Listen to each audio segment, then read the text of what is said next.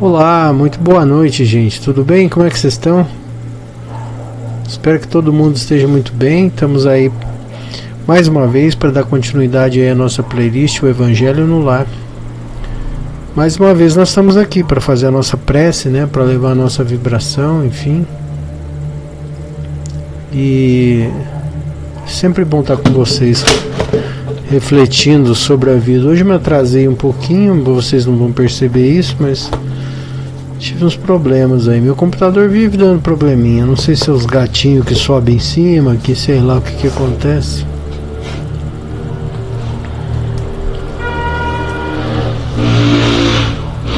Mas é isso aí, tamo aí, né? Estava esperando o carro passar, não sei se vocês ouviram um barulho altíssimo aqui na rua de casa.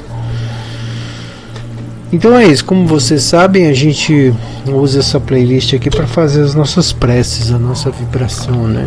E aí para isso a gente usa aqui o Evangelho segundo o Espiritismo.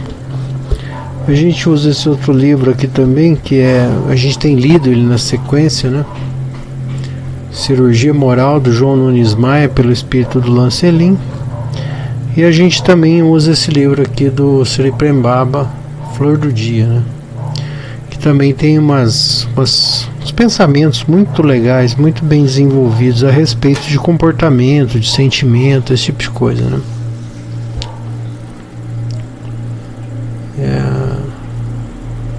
E é isso aí, tá bom? Como é que a gente faz aqui a nossa prece? A gente sempre faz alguns minutos de respiração, né? Pra gente, vamos dizer assim, entrar no clima da prece, né? Depois efetivamente a gente faz a evocação dos espíritos. E aí a gente começa a nossa prece efetivamente. A nossa respiração é sempre dessa maneira. A gente inspira, pausa, inspira de novo até encher o pulmão, pausa, e aí a gente expira lentamente. Então é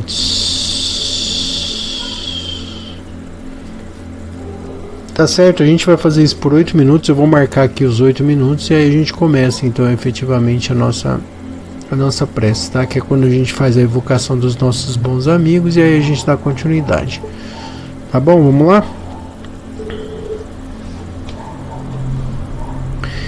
Eu vou aumentar aqui um pouquinho o som para vocês ouvirem a música que é John Easton, Aurora. Vamos lá?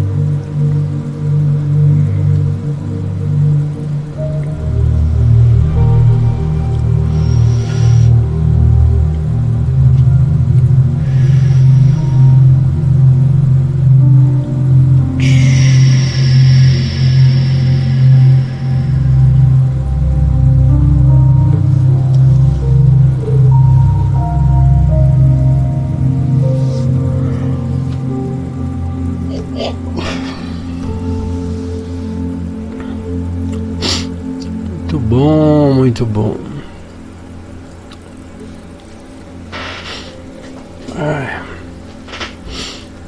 A gente vai longe às vezes, né? Mas é isso aí. Então a gente pode dar continuidade aí a nossa, aliás, dar início, né? A nossa prece. Para isso a gente espalma nossas mãos, né? Abre bem as mãos para que os chakras das mãos fiquem ativos e aí a gente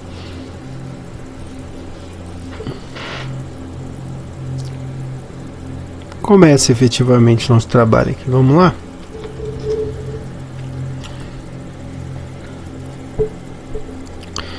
Pai de infinita bondade e amor, teu nome seja louvado. Mais uma vez estamos aqui para dar início à nossa humilde prece, para que nós possamos de alguma maneira vibrar positivamente, eliminando alguns dos miasmas que acumulamos durante os dias, energéticos que acumulamos durante o dia, podendo assim vibrar positivamente pelos nossos irmãos e também por nós, pelas nossas vidas, pela vida daqueles a quem amamos e também, se possível, pela vida dos nossos inimigos e pela saúde deles.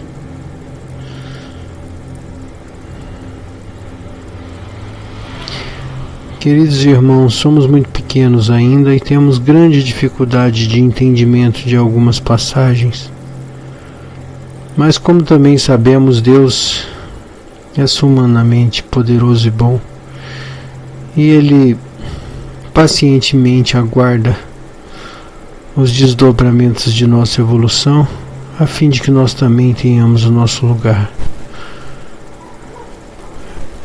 de paz reservado em algum lugar desse universo. Possamos ser de alguma maneira útil e que Jesus abençoe a todos nós, que assim seja, graças a Deus.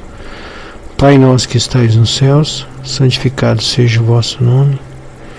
Venha a nós o vosso reino e seja feita a tua vontade, assim na terra como no céu. Pão nosso de cada dia nos dai hoje. Perdoa as nossas ofensas, assim como nós perdoamos a quem nos tem ofendido. Não nos deixeis cair em tentação, mas livra-nos do mal, que assim seja, graças a Deus.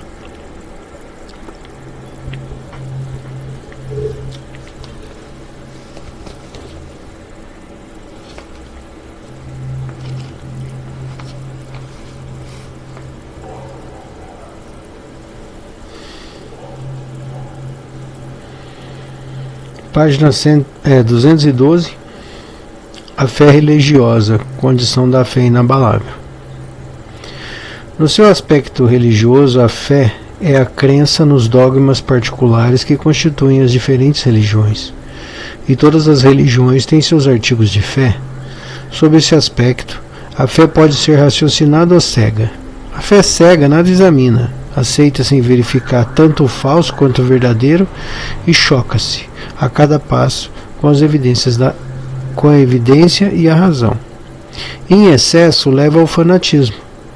Quando a fé está apoiada no erro, cedo ou tarde desmorona. Aquela que tem por base a verdade é a única que tem futuro assegurado, pois nada tem a temer com o processo dos conhecimentos. O que é verdadeiro na sombra também o é à luz do dia. Cada religião pretende ter a posse exclusiva da verdade e impor a alguém a fé cega. Sobre uma questão de crença, é confessar sua impotência para demonstrar que está sempre com a razão. Disse vulgarmente que a fé não se receita, não se impõe. Daí muitas pessoas dizem que não são culpadas por não terem fé. Sem dúvida, a fé não se receita, e o que é ainda mais certo, a fé não se impõe. Não, ela é adquirida, e ninguém está impedido de possuí-la, nem mesmo entre os que mais lhe resistem. Falamos de verdades espirituais básicas e não dessa ou daquela crença em particular. Não cabe à fé procurar essas pessoas, elas sim é que deverão procurá-la, e se o fizerem com sinceridade, a encontrarão. tende certeza de que aqueles que dizem não queríamos nada melhor do que crer, mas não podemos, dizem com os lábios e não com o coração, pois ao dizer isso fecham os ouvidos. As provas, entretanto, são muitas ao redor deles. Por que se recusam a vê-las? Em alguns é a indiferença, noutros é o medo de ser forçado a mudar os seus hábitos. Na maioria há o orgulho, negando-se a reconhecer uma força que lhe é superior, porque teriam de inclinar-se perante ela. Em certas pessoas a fé parece ter nascido com elas, é inata, basta uma faísca para desenvolvê-la, sendo essa facilidade em assimilar as verdades espirituais um sinal evidente de progresso anterior. Porém, em outras, ao contrário, são assimiladas com dificuldade, o que é um sinal evidente de natureza em atraso. As primeiras já acreditaram e compreenderam, trazem ao renascer a intuição do que sabiam. Sua educação está feita. As segundas têm que aprender tudo. Sua educação está por fazer, mas ela será feita, e se não se concluir nessa existência, será concluída numa outra. Eu vou parar aqui, porque a gente já entendeu o sentido, né, da leitura aqui, de justamente disso, né? Às vezes, em função do universo da pessoa, ou seja, de tudo que ela viveu, conheceu, aprendeu, leu, ouviu, né? Esse universo, vamos dizer assim, acaba se dilatando um pouco mais, vamos chamar assim, porque a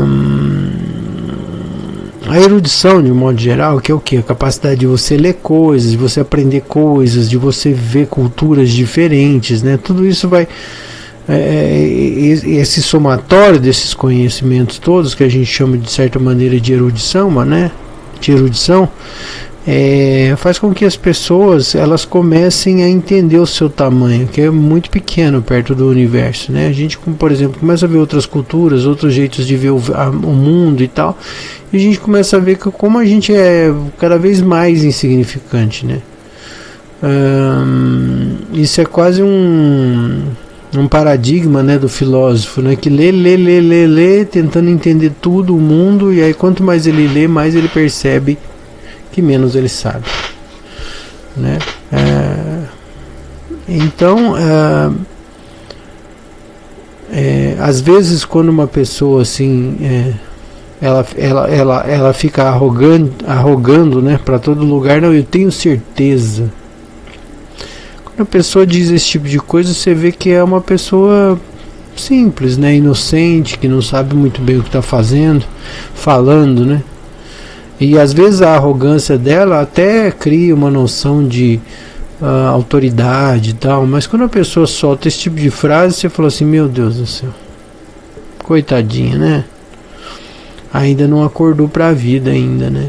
Ela tá, né? Então, o princípio da incerteza é maravilhoso, né? E de certa maneira, eu acho que com relação às religiões, à crença, à fé, esse princípio da incerteza, na verdade, é o que dá vida que dá o gás, na verdade, para a busca das pessoas pela fé, né? Porque essa fé, na verdade, ela deve ser produto do próprio mérito, né? Ou seja, a pessoa tem que ir atrás dela, a pessoa tem que procurar os seus meios de acreditar. Então, essa investigação, autoinvestigação, né? Que é onde ela investiga o mundo, os fatores, as coisas, a natureza, lê bastante, e esse espírito de investigação, vamos dizer assim, é que deixa a fé viva, né? Porque cada pessoa é um universo, e esse universo tem as suas formas de se conectar com o todo. Então, assim, não daria para você ter uma regra, tipo, sei lá, leia 400 vezes a Bíblia Sagrada de frente para trás, de trás para frente, que você vai pro céu. Se fosse assim, era fácil, né? Ou leia o Corão, ou leia não sei o que lá, não. Tanto é que a gente tem um monte de crenças, um monte de seitas, um monte de de credos, de religiões, e mesmo assim as pessoas continuam na busca, né? Porque todo mundo está tentando, essa busca na verdade é pessoal, né? Esse desafio. E por mais plural que seja essa questão da crença e da religião, né? Ela é um fator que vamos dizer assim, acomete as populações do mundo todo, né? Porque por mais que existam religiões, né, no sentido, por que eu estou falando religiões? Por causa do sentido dogma, né? A religião, ela tem os estatutos. Então assim, se fosse só seguir estatuto, você podia ser dessa ou daquela religião que estava tudo resolvido. Mas mesmo dentro das religiões, típicas religiões, né, onde tem muito dogma, muito estatuto, tem que ser assim, tem que ser assado, a liturgia é assim, é assado, não pode isso, não pode aquilo, biriri, bororó. Mesmo ali dentro daquele universo tem um monte de gente que pensa diferente uma da outra, né? E quer dizer, a religião, ela é viva, né? A espiritualidade, ela é viva, mas ela perpassa obviamente pela questão da investigação. Se a gente não investiga, se a gente não corre atrás, se a gente não procura entender, né, a gente não obtém resultado, né? Tem até uma frase que diz, né, quando ele estiver pronto, quando o pupilo estiver pronto, o mestre aparece, né? E o mestre, na verdade, é o próprio indivíduo, né, que acaba aprendendo algo, né? Se ele vai buscar, se ele vai atrás, se ele procura entender, naturalmente chega uma hora que ele vai acabar aprendendo aquilo, ele vai acabar entendendo, ele vai acabar tendo um ponto de vista, ele vai acabar tirando as próprias conclusões dele. Então, independente de qual credo que você siga, ou de qual religião, ou de qual crença você tem, isso não importa. O que importa, né, que na verdade isso daí acaba sendo o folclore, vamos dizer, da coisa, né, o que enfeita a coisa, né? De qual religião você é? Eu sou daquela, ou daquela seita, ou daquela crença. Isso é religião, né?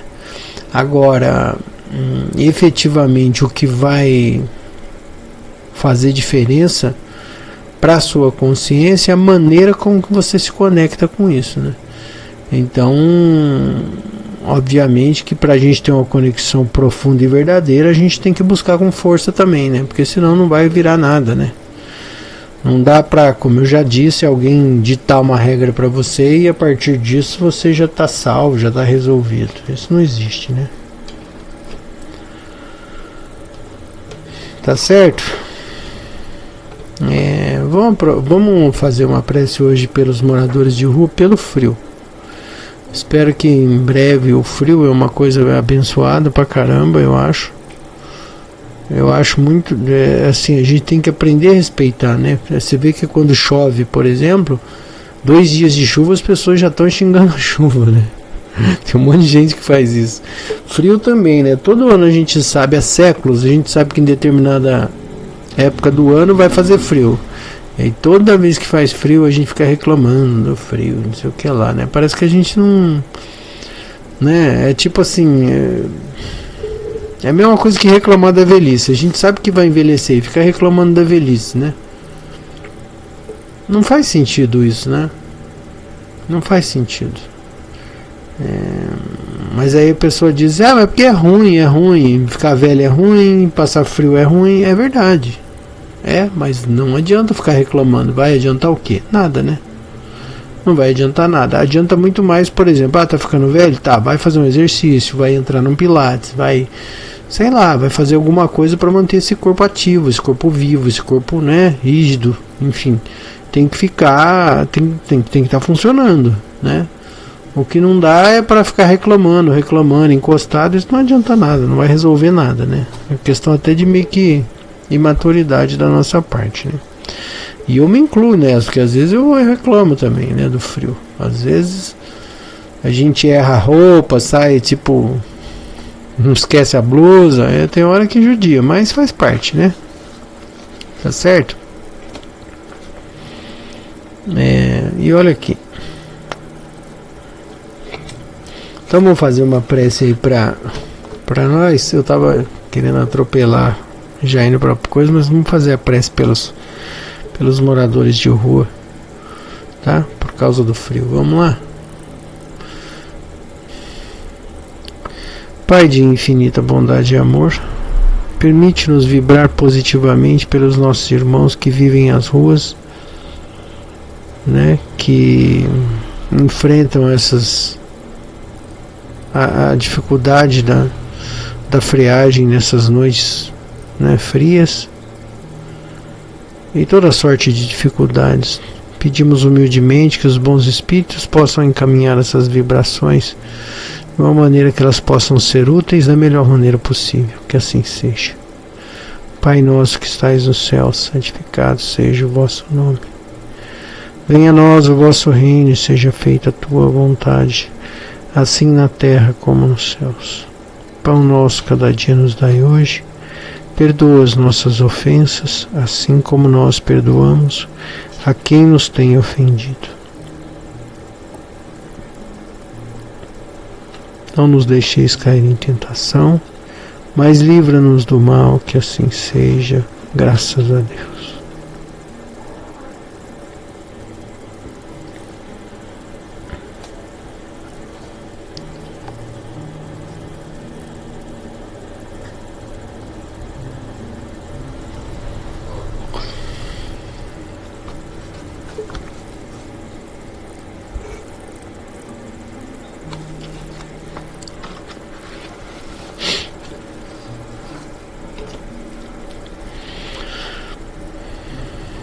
Página 82. Semear a alegria. Só lembrando, esse livrinho a gente está lendo na sequência, tá? Então a gente não está sorteando, não. A gente está para lá do meio dele já. Tá bom? Então vamos lá. Semear a alegria. Capítulo 24. A alegria é a conquista reservada somente aos homens no distrito da terra. Nos animais, ela se manifesta no seu princípio rudimentar, sem a beleza e o conforto que se expressa no coração humano. A alegria é um dom grandioso. É uma semente de luz que Deus depositou nos sentimentos dos seres humanos, deixando meios para que seus filhos dessem crescimento a essa virtude que tanto nos agrada. Vamos colocar a alegria como uma semente e fazê-la crescer na nossa lavoura interna. A criatura que não faz uso da alegria está sujeita a ver a tristeza invadir o seu peito e desfazer os mais renomados valores da vida. Esse bem-estar de que falamos está, de certa forma, ligado a coisas espirituais. Certamente que esse prazer é um dom marcadamente do espírito. No entanto, ele é crescente ao infinito e tem variados degraus para subir na sua escala interminável. Estamos fazendo um esforço ingente para levar aos nossos irmãos encarnados alguns traços de iniciação nos tesouros da alma. A nossa maior intenção é que tu entres na senda do aprimoramento espiritual e que, pelo conhecimento, possa subir mais depressa pela rampa da vida perfeita, realizando o trabalho destinado a ti. Queremos que todos compreendam que no universo tudo é alegria. Por ser alegria, a harmonia vibrante em todos os ângulos da criação. Quando endereçares a alguém a palavra, seja quem for, deixa falar primeiro o coração, com o contentamento que lhe é próprio.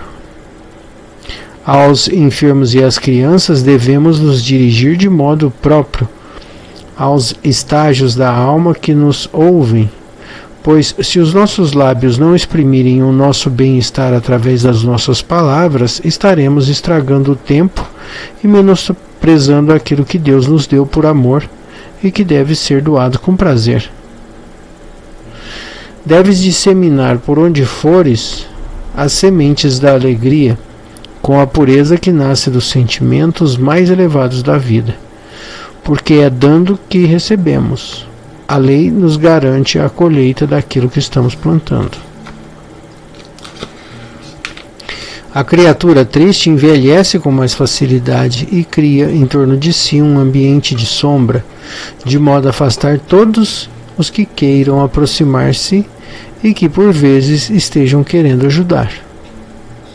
O espírito triste é um espírito morto. Procura promover meios de infundir alegria aos outros sem te enfraqueceres de que ela deve ser moldada nos mais profundos princípios da verdade. O contentamento cristão é o mais recomendado para a nossa paz e para a nossa saúde. O perdão é mais fácil no ambiente da alegria. A alma introvertida, que não é capaz de doar pelo menos alegria aos outros, bem como a egoísta, perde as sensibilidades que dispõem o espírito a compreender. Enquanto nós não descobrirmos a nós mesmos no emaranhado sistema da intolerância em que vivemos, pleno de orgulho e egoísmo, de ódio e de inveja, enquanto não nos dispusermos a reformar essas atitudes operando esses tumores inconvenientes através da cirurgia moral, perderemos tempo no tempo que passa e sofreremos as consequências da própria ignorância. Plantemos, pois, a alegria no nosso coração e nos nossos irmãos que andam conosco no mesmo caminho, que seremos felizes.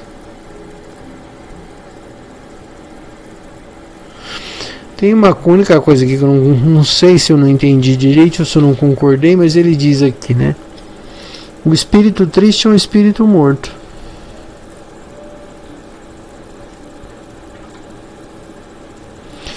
E eu não concordo muito com isso não, porque é assim, né? Eu diria assim, o espírito triste é um espírito tentando viver, né? Porque a gente tem altos e baixos e tem hora que a gente está triste e está tudo certo, né? Afinal de contas nós estamos encarnados justamente para a gente tentar lapidar nossa consciência, e por vezes a gente fica triste, faz parte. É claro que a gente entende que esse ditado, vamos dizer assim, do Lancelin, passou pelo médium e biriri bororó, e eu tenho absoluta certeza que a intenção não era essa, né, de dizer esse tipo de coisa. Mas eu entendo a ideia, mas não concordo com a forma como foi colocado, né? Ele na verdade quis pintar com uma cor forte, explicando que é importante né, para que a nossa consciência flua, para que a nossa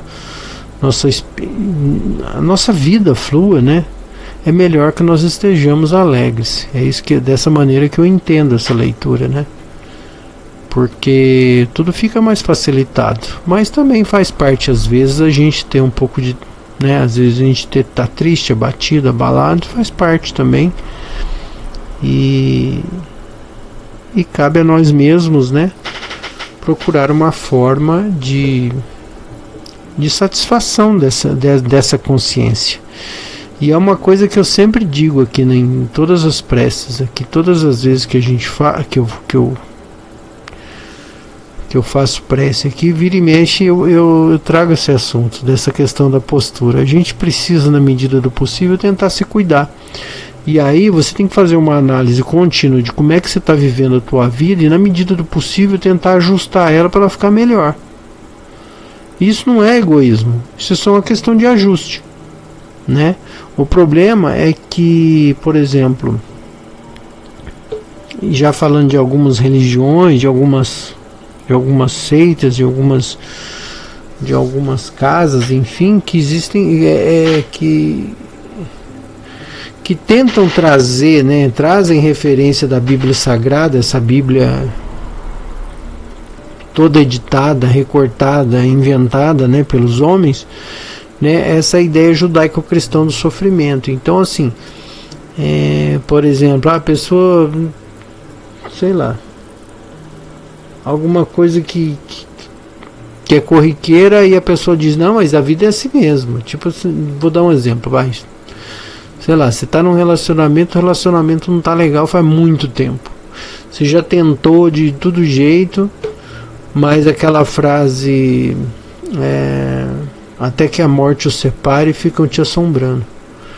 E você fica se sentindo culpado, sem força, ou culpada, né, sem força, e não termina um relacionamento porque você acha que isso é um pecado, que isso não é legal, que não sei o que lá, né? E aí você acaba se maltratando, e fazendo às vezes até mal para outra pessoa, né? Porque você não está bem, você não consegue ficar bem, você já tentou de todas as maneiras encontrar o meio termo e não consegue.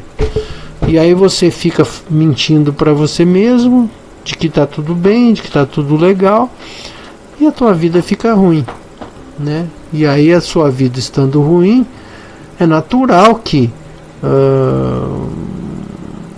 vamos dar um exemplo assim, um cachorro acuado, um animal acuado queira atacar, tá tudo certo, tua vida tá uma merda, por que você vai ter que ficar sorrindo para todo mundo? Mas em muitas passagens dessa educação judaico-cristã, dessa educação religiosa que a gente recebe aqui no Brasil especialmente, que faz a gente se sentir culpado. Então a gente não pode ser sincero às vezes, a gente não pode ser desbragado, a gente não pode, tudo a gente não pode. Só que esse não pode, se a pessoa, né, ela não tem a força ou a erudição ou a sagacidade para se libertar desses laços de culpa terríveis, ela está lascada. E aí é por isso também que justifica muita gente que diz: você é de que crença? Eu sou de tal religião, sei lá, sou de tal religião, mas ela não leva a sério, porque tem um monte de coisa ali que ela não concorda de jeito nenhum, mas ela fala: a vida é assim mesmo, a vida é assim mesmo, eu não concordo, mas está certo, porque todo mundo vai lá, então se eu indo lá não vou causar confusão com ninguém, e fico por isso mesmo. Quer dizer, ela nem ata e nem desata, né? Como a gente dizia no interior antes, a pessoa nem ata e nem desata, ela fica ali no meio termo, assim, né? No mundo dos indiferentes em relação àquilo. E aí, isso é na igreja, isso é no casamento, isso é no trabalho, isso é ali, isso é aquilo, e aí a pessoa lá efetivamente nunca mergulha no universo das suas possibilidades, efetivamente, né? Porque às vezes todo mundo tem um dom, todo mundo tem uma expertise, né? Todo mundo tem uma capacidade de fazer algo único, né? Mas a gente vai se acostumando a ficar nesse mais ou menos, né? Nessa indiferença. A gente vai normalizando isso, né? Ou seja, dando razão para viver essa vida mediana, tamponada. E aí quando as coisas começam a ficar um pouco mais graves, né, mais incomodando mais, que começam a aparecer os primeiros sintomas no corpo, aí a gente vai lá, procura o médico e começa a tomar remédio, né? Começa a se entupir de remédio para tentar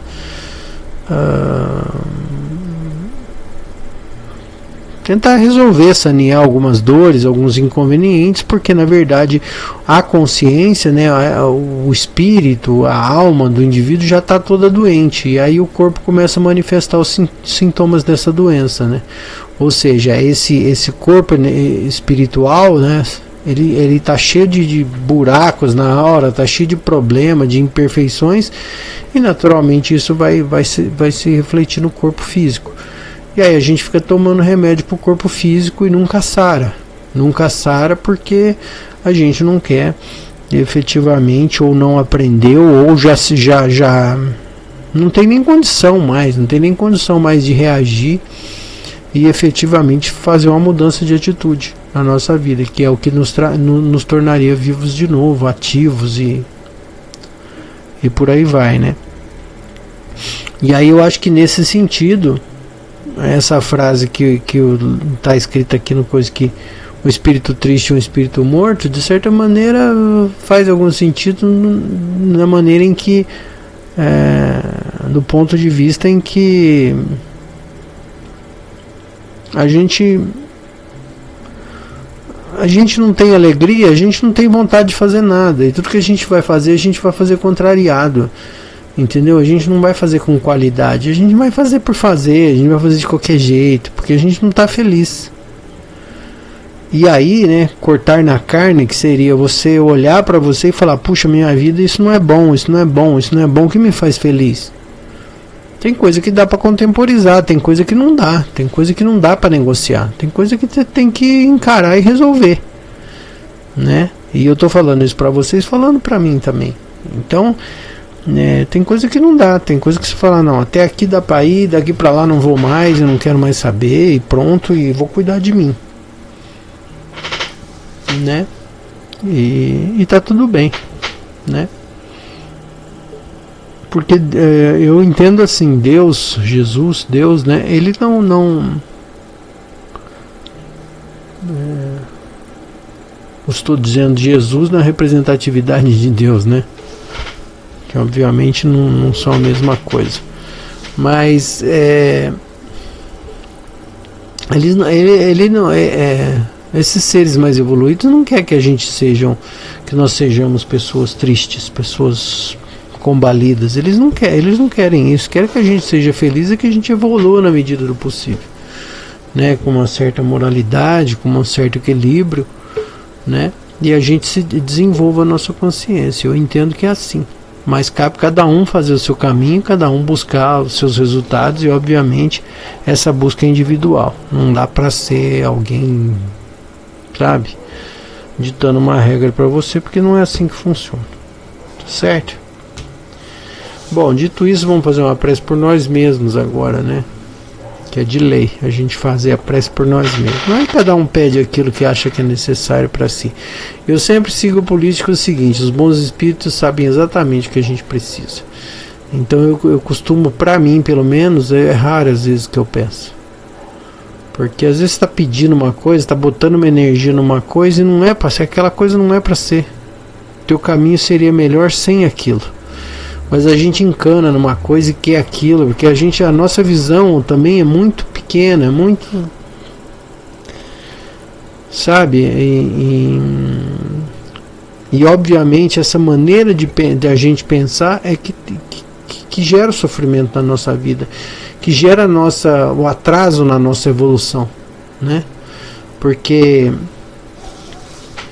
uma coisa das consciências evoluídas é que isso a gente vê muito, de tudo que a gente vê, e essa é a verdade por enquanto.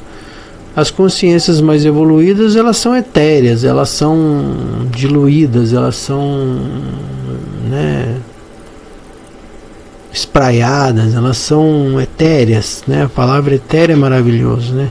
Agora, quando a gente começa a ter medo, ter paixão, né? ter principalmente as paixões, né? A paixão carnal, o medo, a vaidade. Quando a gente começa a ter essas coisas, a gente começa a delimitar cada vez mais o ego. E quanto mais ego a gente tem, mais a gente tem que quebrar a cara para perceber que no mundo, no universo, tudo flui. Tudo flui. A gente não tem que ficar, sabe? É lógico que não dá para, né, pirar. A gente está vivendo num planeta, num mundo que tem umas regras de sociedade. Você precisa, de certa maneira, se adaptar de alguma maneira a essas regras para que você tenha condição de sobreviver aqui dentro desse esquema que foi montado. Isso é uma coisa, né? Então você não precisa se matar de trabalhar, se matar de ganhar dinheiro, porque isso é bobagem. Isso vai ficar por aqui mesmo, né? Pelo menos eu penso assim. É lógico que é bom ter uma vida boa e não sei o que lá, mas da mesma maneira, a gente precisa que a nossa vida flua, e para a vida fluir, a gente tem que fluir junto com a vida, né? A gente é energia, né? A gente não tem que procurar condensar a energia, a gente tem que procurar expandir essa energia, né? E fazer parte do todo e não parte da parte, né? Ou seja, a gente tem que tentar aumentar essa vibração para a gente ficar mais etéreo também, um pouco mais etéreo, em vez de ficar mais entrópico, mais, né, circunscrito, mais essa ideia de ego fechado, esse tipo de coisa. Tá certo? Vamos lá então? Pai de infinita bondade e amor, pedimos humildemente que vós, os bons espíritos, abençoem as nossas vidas, a nossa caminhada na encarnação, nesse momento em que celebramos o ato de existir, sabendo que a nossa jornada é longa e que ela pode ser repleta de alegrias, de realizações, de boas coisas, de bons sorrisos, de boas companhias, de coisas alegres e leves, e que nós possamos ter sabedoria necessária para corrigir a nossa caminhada, que nós possamos transformar essa estada aqui nesse planeta um tanto mais agradável na medida do possível. Pedimos humildemente que vós, os bons espíritos, abençoem as nossas vidas, iluminando a vida dos nossos amigos, dos nossos familiares, dando a eles prosperidade e tranquilidade, e que nós possamos ser uma ponte que ligue a boa espiritualidade a essas pessoas que nos cercam. Que assim seja. Pai nosso que estais nos céus, santificado seja o vosso nome. Venha a nós o vosso reino, seja feita a tua vontade, assim na terra como nos céus. Pão nosso cada dia nos dai hoje. Perdoa as nossas ofensas, assim como nós perdoamos quem nos tem ofendido. Não nos deixeis cair em tentação, mas livra-nos do mal, que assim seja, graças a Deus.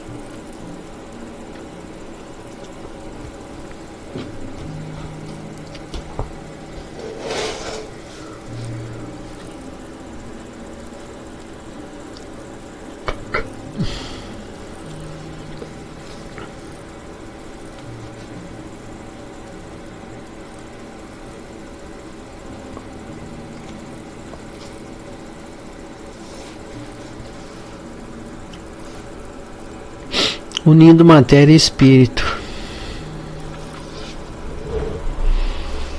Página 130.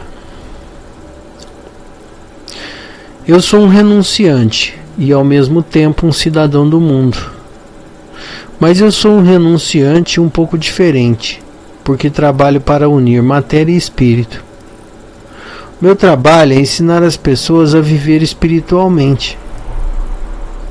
Não somente no ashram, no monastério ou na caverna, mas também na cidade, usando a tecnologia e a ciência para desenvolvimento espiritual. Meu trabalho é unir tudo. Mas como um renunciante, eu não me apego a nada. Se tem cadeira para sentar, eu me sento. Se tem carro para andar, eu ando. Se não tem, eu sento no chão. Pego um trem ou um carro de boi, qualquer coisa. Não importa a forma, o que importa é perceber a realidade por trás dela.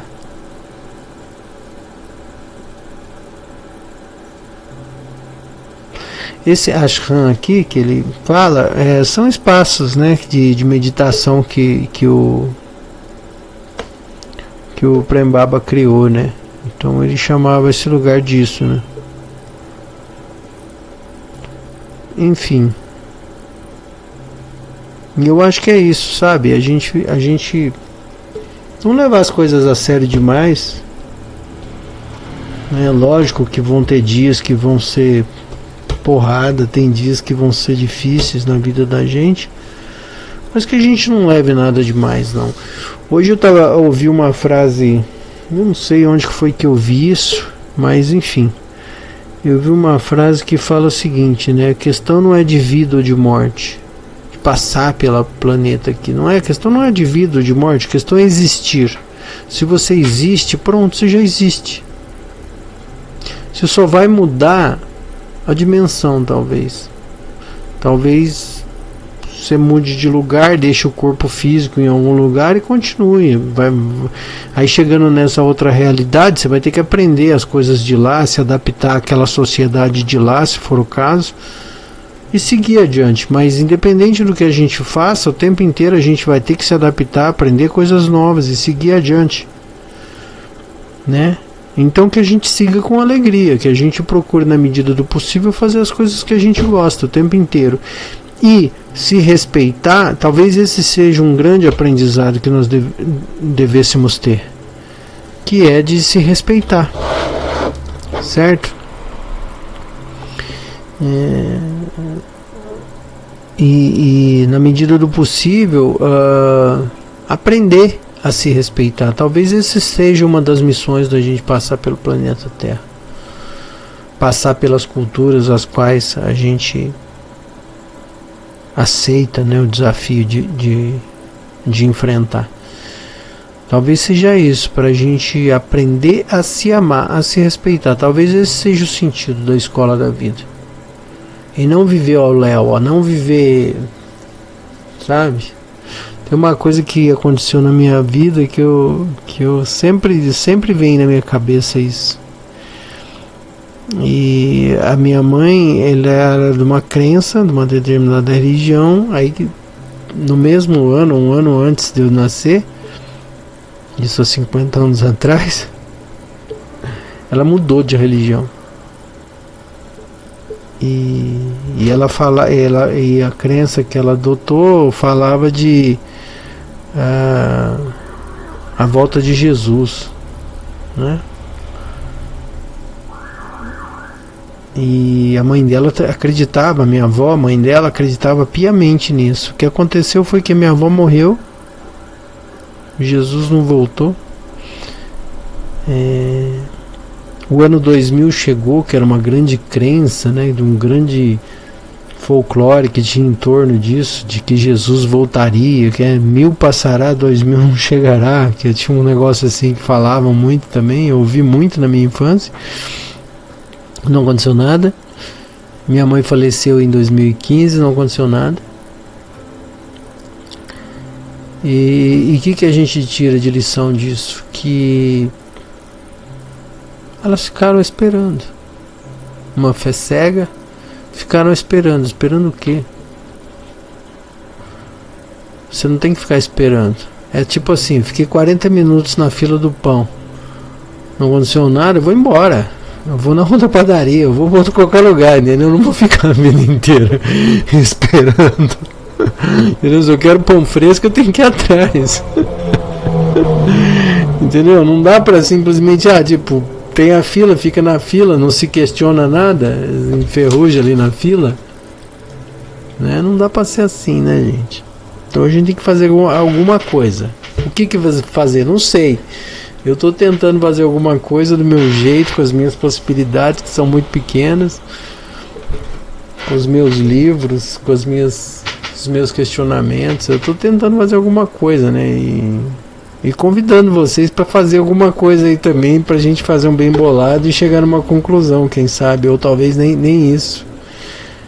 Mas o importante é que a gente, na medida do possível, insista e tente fazer alguma coisa, porque essa busca, como eu já disse, é pessoal e intransferível. Tá bom, gente? Muito obrigado pela presença de vocês e espero que a gente se veja em breve em mais um Evangelho no Lar. Tá certo? Até lá, boa semana, bom feriado e a gente se vê em breve.